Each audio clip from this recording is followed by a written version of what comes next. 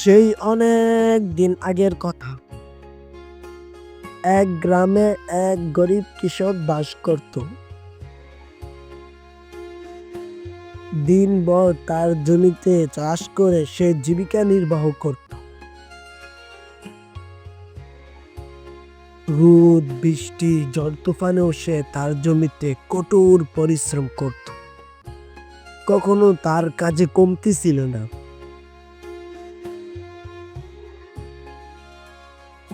একদিন সে কাজ করতে করতে কোনো এক শক্ত জিনিসের সাথে হুসুট খেয়ে মাটিতে পড়ে যায়। যখন সে মাটি থেকে উঠে দাঁড়ালো, তার সামনে সে দেখতে পেল মাটি থেকে বের হয়ে আসলো এক সোনার কলস। সেই কলস দেখে সে অবাক হয়ে গেল আর ভাবতে লাগলো, উপরওয়ালা হয়তো এই কলসটা আমার জন্য পাঠিয়েছে। আবার কিছুক্ষণ পর ভাবলো, আরে এই কলসের মালিক তো আমি নই, এটার মালিক তো অন্য কেউ। আগে জিজ্ঞাসা করে এটার মালিক কে হবে। তারপর সে জিজ্ঞাসা করার জন্য চলে গেল এলাকার এক প্রধানের কাছে। সেখানে গিয়ে বলল, দেখো এই কলেজটি আমি আমার জমি থেকে কুড়ে পেয়েছি, তাহলে এটার মালিক কে হবে এখন? সেই প্রধান সাহেব বলল, আরে এটা তো তুমি সর্বপ্রথম দেখেছো, এটার মালিক তুমিই হবে, এটা তুমি নিয়ে যাও।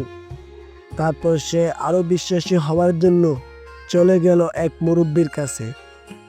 সেখানে গিয়ে সে বলল, দেখো আমি এই কলেজটি আমার জমি থেকে কুড়ে পেয়েছি, এই কলেজটার মালিক কে হতে পারে? তারপর সে মুরব্বি বলল, আরে এটা যেহেতু তোমার জমি থেকে পেয়েছো, এটার মালিক তুমি। তারপর সে আরো বিশ্বাসী হওয়ার জন্য চলে গেল সেই কলেজ নিয়ে এক বুদ্ধিমান ছেলের কাছে। সেখানে গিয়ে বলল, দেখো ভাই, এই কলেজটা আমি আমার জমি থেকে পেয়েছি, এই কলেজটার মালিক কে হতে পারে এখন? সে বুদ্ধিমান ছেলে বলল, দাদা এই কলেজটা তো আপনি প্রথম দেখেছেন, যেহেতু আপনি দেখেছেন এটার মালিক আপনি, এই কলেজটা আপনি নিয়ে যান। তারপর সে সকলের কথা শুনে এই কলেজটি নিয়ে গেল শহরে। শহরে গিয়ে বড় এক দোকানে অনেক দামে বিক্রি করলো। সেই টাকা দিয়ে সে অনেকগুলা জমি কিনলো এবং সেই জমিতে চাষও করলো।